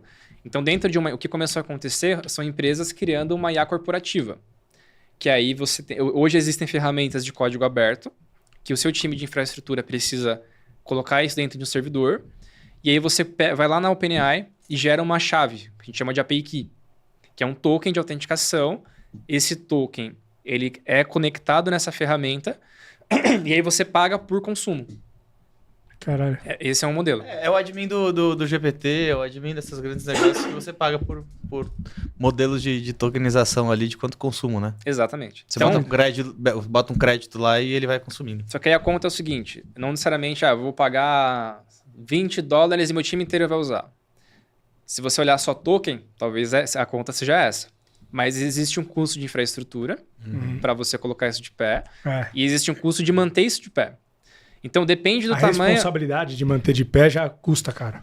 Não, mas não é nem só a responsabilidade. Imagina que pra você precisa alocar em algum lugar. Então não é Mas você não tá usando simplesmente... um servidor de cima? Você tá com o próprio, nesse caso? Eu uso. Mas se você vai criar uma IA própria, como que você tá falando? Você usa de alguém a estrutura parruda, né? Então, mas mesmo assim você tem que pagar. Exato. Tem que pagar. Você vai pagar. Ah, Você paga por token, que é esse caso. Mais a infra. mais a infra. Exato. Mas a infra é para colocar a sua aplicação de pé. O server, talvez. E assim, sei lá, talvez uma empresa com, sei lá, 2.000 ou 3.000 pessoas vai gastar ali 10, 15 mil reais por mês. Barato. Porque Barato. se você pega essa mesma quantidade de pessoas e multiplica por 120, Tá fudido. a conta vai ficar E no caríssima. final das contas, nesse token de uns usam mais, outros menos, às vezes atende. Porque a gente falou muito do Enterprise. Às vezes você precisa ter o seu ambiente para você ter controle e entender o que está sendo transacionado. Porque se você não coloca uma política, se você não conversa com o time para eles usarem a IA seguindo o padrão da companhia, as pessoas vão usar de qualquer jeito. Sim. E elas vão colocar dados sensíveis. Eu tava falando no bastidor. Eu tenho uma amiga que trabalha numa grande trader multinacional. Ela não trabalha aqui no Brasil, trabalha na Europa. E aí eu tava falando com ela de IA, que ela tava tirando umas dúvidas. Eu falei, mas cara, você não tá usando tal? Aí ela falou, não pode. Aqui simplesmente não pode usar. Eu falei, caraca, bicho. E as empresas grandes muitas vezes estão travando o funcionário de usar por causa da não é, mas pela LGPD, pela segurança dos dados. Não é LGPD porque lá é Europa. GDPR. Então o negócio é doido, porque da mesma forma que tem uma galera acelerando na IA, outros estão brecando com medo do que isso vai expor. Mas o que acaba acontecendo é isso. Você cria uma IA corporativa, e aí você consegue usar tanto um modelo, por exemplo, da OpenAI, da Anthropic ou de qualquer outro provider, pagando por token. Só que mesmo assim, você não tem uma garantia de que seus dados não estão sendo usados. Mas existem modelos de código aberto, modelos open source, que você baixa ele, roda em qualquer hardware não, depende do modelo, né, o hardware mais potente ou não, e aí os dados são seus, os dados não saem, não são transacionados, eles ficam dentro daquele ambiente Você seguro. encapsula ele num ambiente teu. Exatamente. Legal. Só que aí depende da empresa, depende do que existe de estrutura, pode ser que faça sentido, pode ser que não. Mas todas esses provedores hoje, eles têm contratos mostrando que os seus dados não são usados para treinamento. Nossa. No GPT, você, usuário que paga, você consegue entrar lá e desativar. Sim. Tem um botãozinho lá que eu não quero melhorar o modelo para todas as pessoas. Se você não habilita, desabilita... Eu não quero melhorar o quê? O modelo, modelo- pra todas as pessoas. Nem vi. Então, isso, o padrão vem habilitado. Você tem que entrar lá, lado esquerdo, sua fotinha, configurações, alguma opção lá, tá escrito isso. E aí você desabilita. Significa que o Sam Altman vai respeitar o botão? A gente não sabe. Mas Provavelmente pelo não. menos a nossa parte foi feita. Provavelmente não. Mas existem contratos, enfim. Não acho que multas. Não acho que é usado. Não acho que é usado, Até Não, porque não é nem viável. É outra discussão. É porque senão vai sujar muito também a base. Do tipo, Muita coisa inútil. Qualquer coisa, qualquer gente falando ali um assunto, Besteira. ele vai começar... Tratar os dados disso aí é Daqui a pouco ele falou que o Palmeiras tem mundial, pô. De tantas... Começa a alucinar. Mas é isso, cara. Puta. Papo foda, Aí, ó. Estouramos. É isso. Mas valeu a pena, hein? Pô, sempre vale. Ô, Nerley, Boa.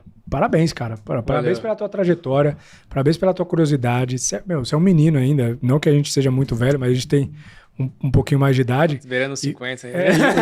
E ver um... Não, mas você tá São com super 28, jovens. eu tô com 36. Você tá com 47, né? 47? Eu tô com 37, corpinho de 28. Mas é verdade, 10 anos a mais hoje no mundo atual é muito tempo, mas... Cara, ver um menino de 28 anos com essa trajetória, essa maturidade. Puta, eu tenho curiosidade de projetar teu futuro e ver você com 50 onde você vai estar, cara. Você vai estar dominando muita coisa ainda. Tomara. E parabéns. Isso é, cara, é mérito teu, não é? Você vê que, assim, enquanto algumas pessoas estavam pensando em besteira, você estava ficando no 0 a 0 para estar colado em alguém que você considerava mentor. E as pessoas isso desde sempre. As pessoas riam, né? Não, olha lá, que otário, trabalhar de madrugada, o final de bobo. semana. Não, sempre. É o bobo, ainda mais com bobo. pessoas da sua idade que não tem essa Total. maturidade que você tinha. Então, porra, parabéns pra Total. caramba.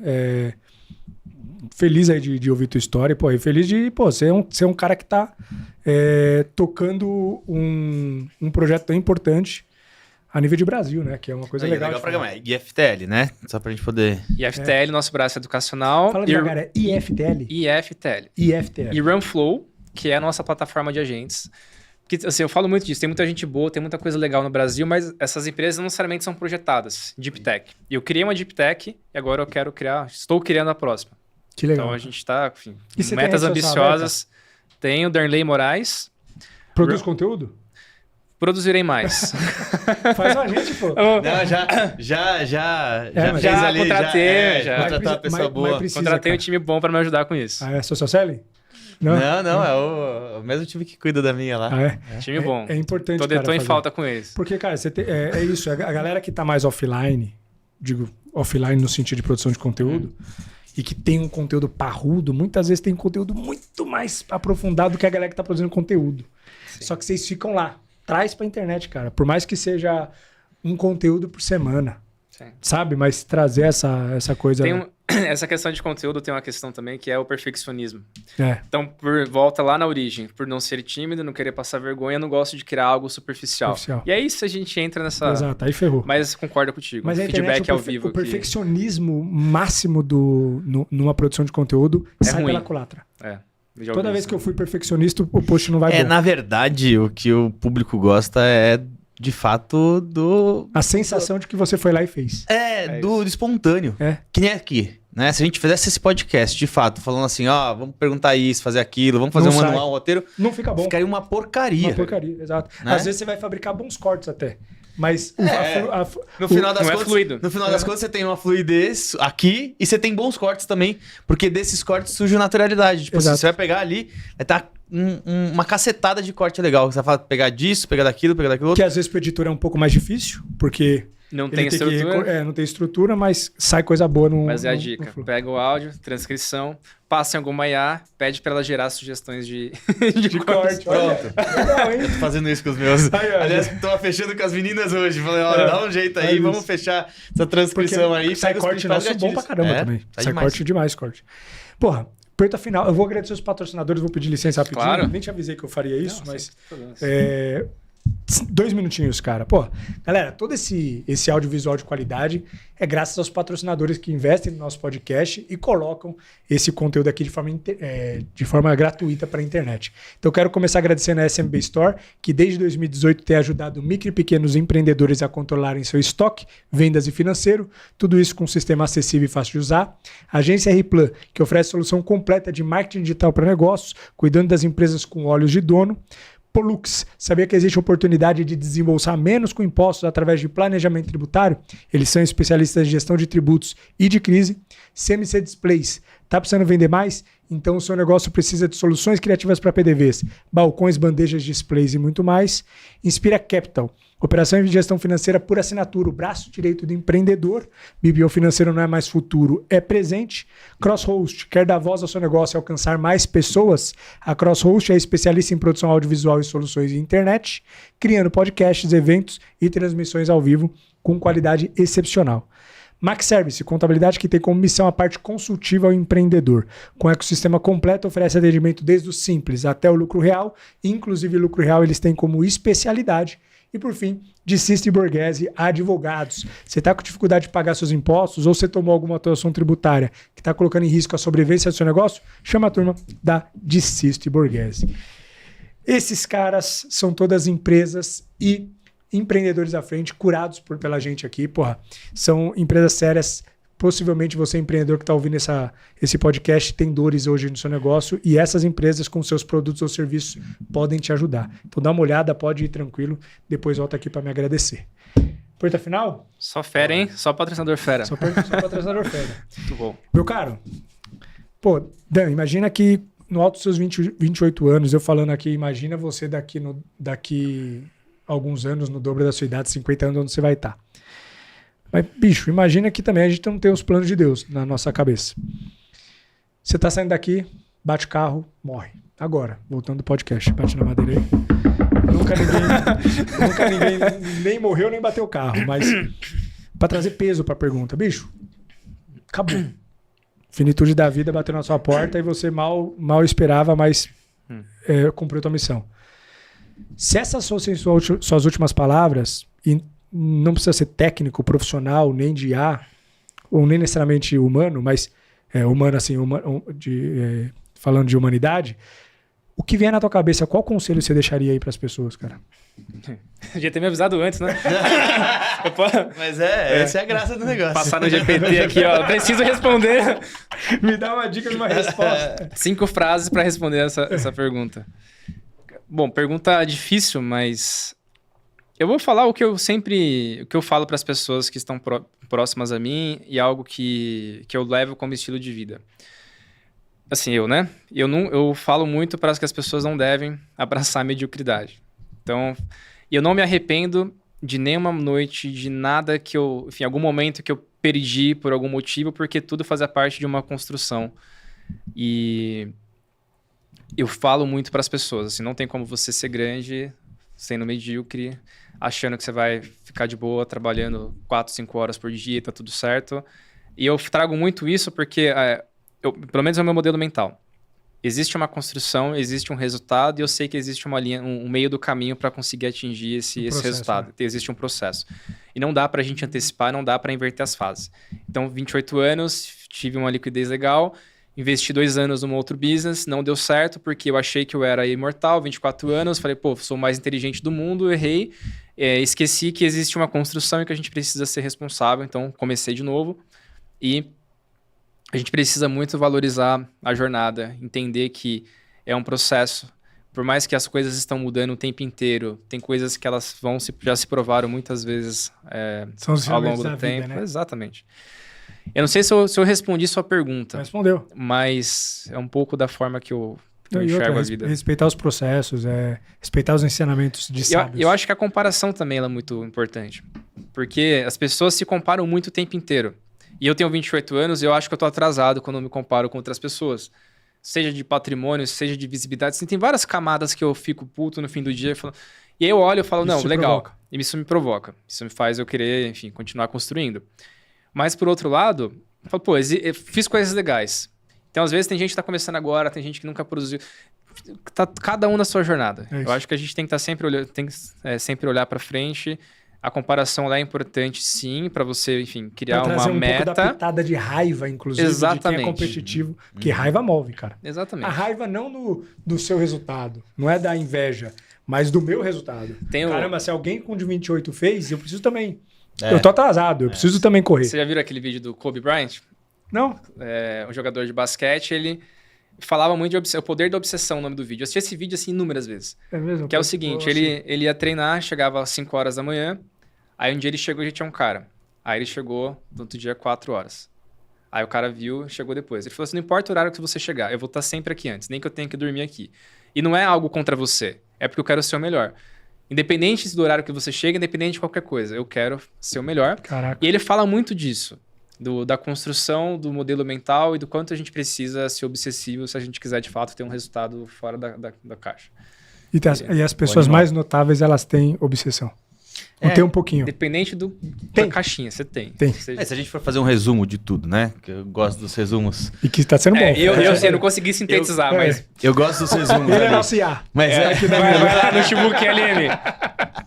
Não, mas se a gente for falar de resumo aqui. Então, cara, por mais técnico, né, que seja, as pessoas, se não tiver a força de vontade, raça, determinação e o que mais move, e a gente tá vendo aqui um padrão, porque em vários podcasts, quando a gente fala de empreendedor, a gente fala do cara que é inquieto, da pessoa que consegue se adaptar a várias formas. Então não tem como você ser empreendedor você pode, né? Mas empreendedor no sentido de empreender ou criar alguma coisa estrutural, se você não for inquieto, se você não tiver o formato de camaleão, do tipo, eu preciso me adaptar às diversas formas do negócio e independente do projeto futuro, eu preciso estar adaptado àquele momento para que aquele momento possa fazer acontecer. Então a gente, né, não deixar para depois prorrogar e fazer exatamente isso, ter resiliência. Exato. Né?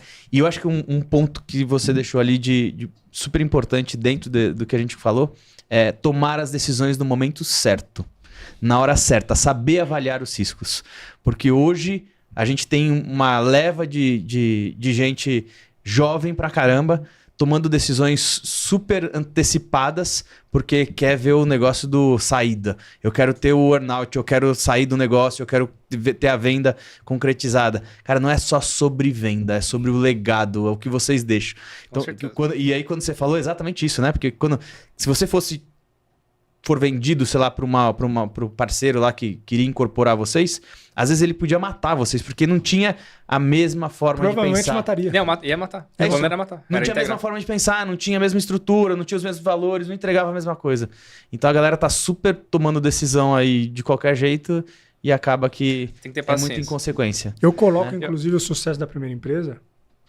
Claro, são uma sucessão de coisas, né? Mas o sucesso da primeira empresa é essa maturidade. Maturidade.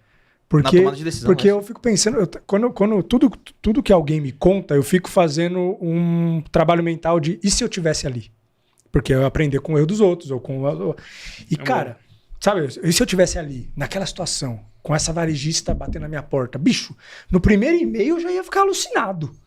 Sabe? Mas quando você pega um cliente, quer ver uma coisa doida? Pega um cliente grande, você fala assim, nossa, olha esse cliente, não sei o quê. Aí o cara começa a negociar pela força da marca dele, você acaba cedendo um monte de coisa. Exato, é isso que eu tô falando. Aí eu fico pensando isso, eu falo, cara... Esse trabalho de graça. Esse trabalho de graça. Tem um logo foda.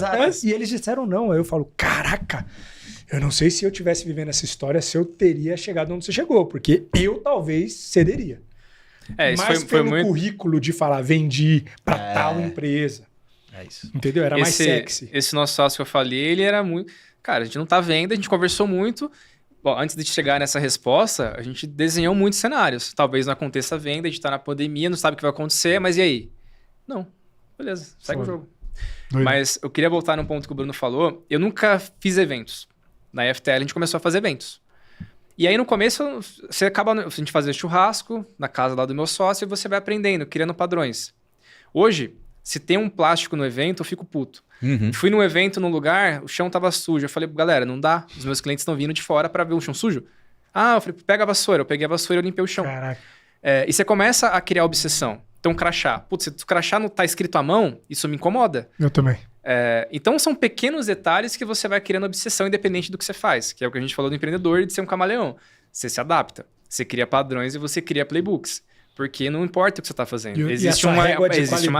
A sua régua de qualidade não retrocede, cara. Não. O que Pão de queijo frio. Fico puto. Só pizza. Pizza funciona. Pizza fria. Também não vai. Mas é isso, mas é negócio de...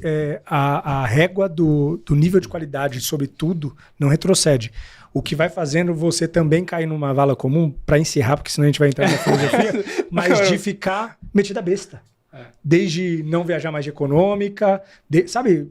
É foda, o gosto humano, ele se refina muito fácil. É só você... E aí, muitas vezes, as pessoas começam a perder a conexão da vida real porque você tem um nível de exigência muito alto. E aí você perde simplicidade, perde humildade. Não que é o nosso caso, mas para me manter simples e humilde, eu preciso fazer exercícios de forçar a barra, de lembrar da origem. De lembrar que não é o padrão sempre assim, de que não é todo mundo que pensa como eu penso. Porque senão você começa a achar todo mundo... Abrindo o coração aqui, sabe? Você começa a querer um negócio tão alto, aí que você começa a perder a paciência com gente que não tá acessando essa informação. E você normaliza muita coisa. Você normaliza. Eu cansei como de me sentir mal em lugares, tipo, você foi em tal lugar? País X? Não tinha dinheiro até ontem. E aí a gente perde um pouco essa referência das coisas. É muito comum foda. isso. Você perde simplicidade pelo simples fato de que as pessoas se sentem mal em volta. É foda. Mas, uma surpresa do podcast. Boa. Uma hora e meia de podcast. Você bateu o recorde dos últimos podcasts. Bateu o recorde, aí sim. Mas, cara, foi muito bom. Valeu cada segundo. Parabéns de novo pela sua trajetória. Valeu. Tamo junto, meu Obrigado, brother. viu? Sucesso, hein? Valeu. E você que ficou aqui até agora, esse podcast aqui é imperdível para algumas pessoas que você conhece. Encaminhe para eles, compartilhe com seu sócio, com seu amigo, assiste de novo. Tamo junto, até a próxima. Valeu! Alô! Valeu. Boa!